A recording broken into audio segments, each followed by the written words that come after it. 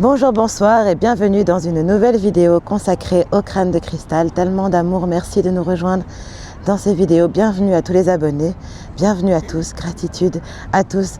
Je vous salue, namasté tous. Aujourd'hui nous sommes avec Acturus en cristal de roche, avec l'oiseau soleil en agate et avec un dragon en cristal de roche nommé Baccara. Baccara car ça c'est le sacré, la vache. Le sacré, la vache est sacrée d'où je viens. Alors, aujourd'hui nous allons parler de comment prendre en charge son ego, identifier son ego, son alter ego, sa sous-personnalité, le faux moi égotique, la partie sombre de soi comme on l'appelle. L'ego les parts sombres qu'on n'ose pas montrer aux autres. L'ego se développe vers l'âge de 3 ans. C'est une partie occultée de frustration oubliée. Des petites frustrations oubliées, comme par exemple, on pleure pour sa tute, on pleure pour les bras, on pleure pour ce genre de choses, mais c'est oublié parce qu'on était trop petit, donc c'est une forme d'ego oublié. La conscience de l'ego, c'est de prendre conscience des dualités en soi. Oh, merci soleil d'être là.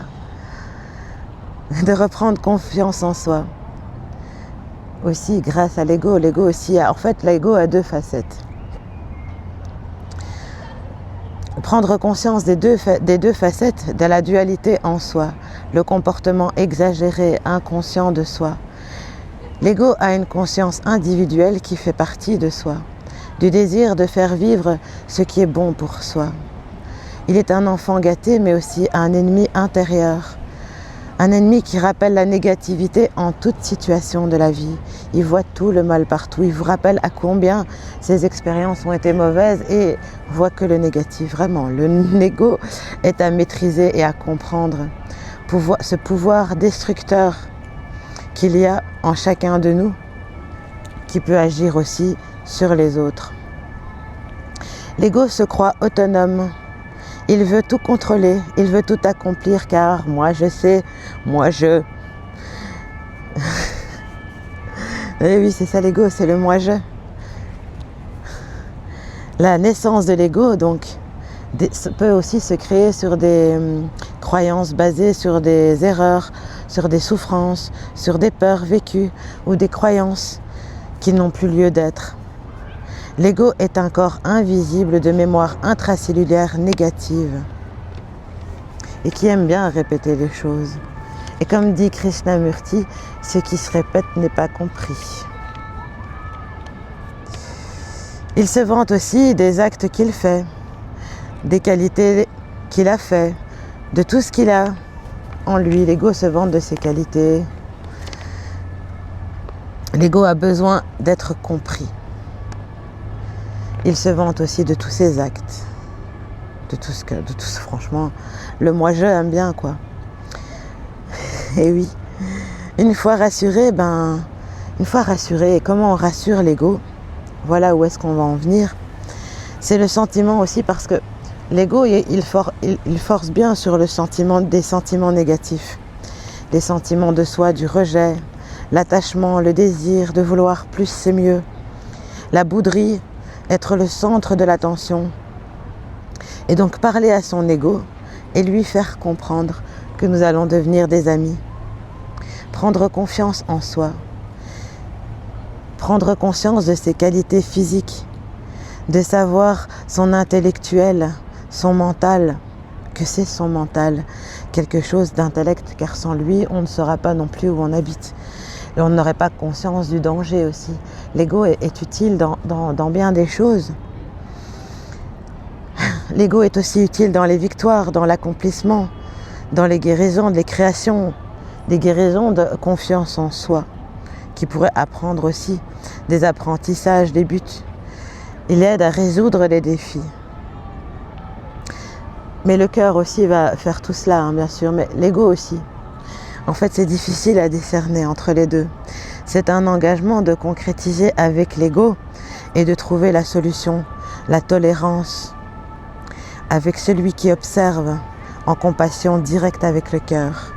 Celui qui observe, et pour être celui qui observe, l'exercice est de parler à la 3e personne de soi.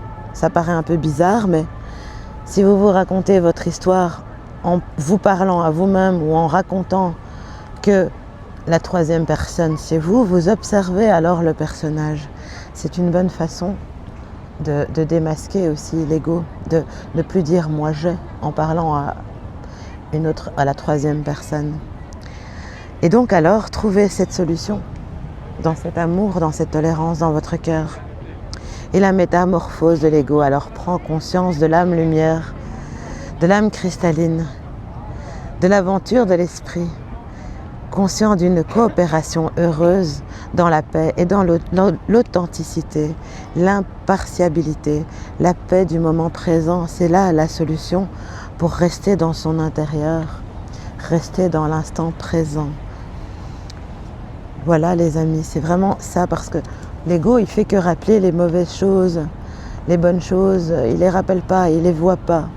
Donc restez dans le présent aussi pour ne pas être dans l'ego de se dire, parce que penser aussi, les pensées mentales ego, c'est de penser au futur et au passé, des choses qui n'existent plus, pour se baser sur des choses qui vont bientôt exister. C'est un petit peu tiré par les cheveux, c'est psychotique.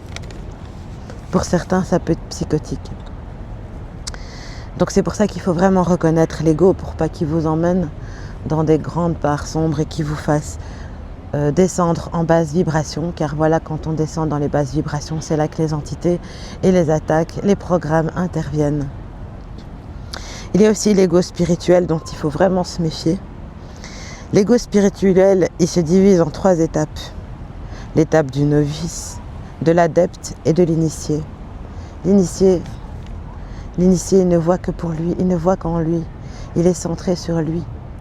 Donc, lorsque l'initié il parle de lui, donc à la troisième personne, car c'est un initié. L'ego est très subtil, vraiment, le mental aussi, mais il peut vraiment aussi nous aider. Il ne faut pas le rejeter complètement, il ne faut pas être complètement contre lui, car il nous aide quelque part. Si on sait bien l'utiliser, il peut être à la victoire de plein de réussites, comme je le disais, les amis. Voilà mes amis, je suis heureuse d'avoir partagé avec vous cette vidéo. Nous ont accompagnés ces beaux crânes d'amour. Nous vous envoyons plein d'amour et de gratitude à tous. Tellement d'amour à faire la paix avec votre ego et devenir ami avec votre enfant intérieur. Ami inconditionnel, une équipe, une dualité à assembler pour bien vivre. C'est toujours une dualité ici les amis, une dualité à équilibrer en tout. Avec plein d'amour et de gratitude, c'était Shamina Shami. Namasté tous. Merci à tous. Merci, merci, merci.